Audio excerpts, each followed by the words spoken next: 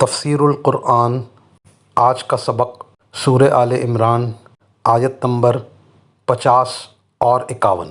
اعوذ باللہ من الشیطان الرجیم، بسم اللہ الرحمن الرحیم۔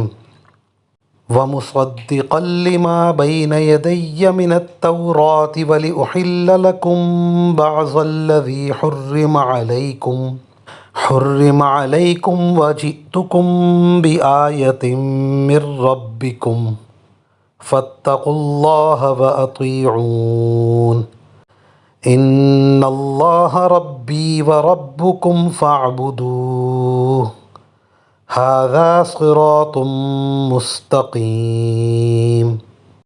ترجمہ۔ اور جو کتاب مجھ سے پہلے آ چکی ہے یعنی تورات، میں اس کی تصدیق کرنے والا ہوں اور اس لیے بھیجا گیا ہوں تاکہ کچھ چیزیں جو تم پر حرام کی گئی تھیں اب تمہارے لیے حلال کر دوں، اور میں تمہارے پاس تمہارے پروردگار کی طرف سے نشانی لے کر آیا ہوں، لہٰذا اللہ سے ڈرو اور میرا کہنا مانو۔ بے شک اللہ میرا بھی پروردگار ہے اور تمہارا بھی پروردگار، یہی سیدھا راستہ ہے کہ صرف اسی کی عبادت کرو۔ ان آیات کی تفسیر میں مفسرین کرام لکھتے ہیں کہ حضرت عیسیٰ علیہ السلام نے یہ بھی فرمایا کہ جو میرے سامنے تورات شریف ہے میں اس کی تصدیق کرنے والا ہوں کہ وہ اللہ کی کتاب ہے۔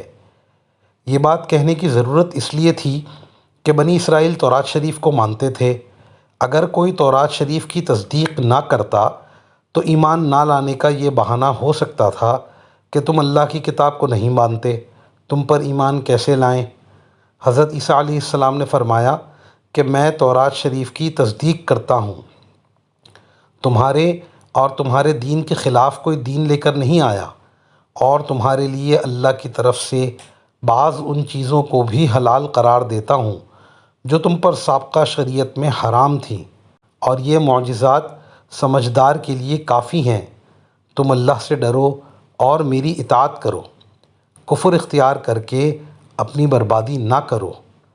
اندیشہ تھا کہ مذکورہ بالا معجزات اور خاص کر احیاء موتی کا منظر دیکھ کر لوگ حضرت عیسیٰ علیہ السلام کو خدا نہ سمجھنے لگیں، اس لیے انہوں نے 2 بار بِإِذْنِ اللَّہِ فرمایا۔ سورہ مائدہ کے ختم کے قریب بھی ان کے معجزات کا ذکر ہے، وہاں 4 مرتبہ فرمایا کہ یہ سب کچھ اللہ کے حکم سے ہے۔ وآخر دعوانا ان الحمد للہ رب العالمین۔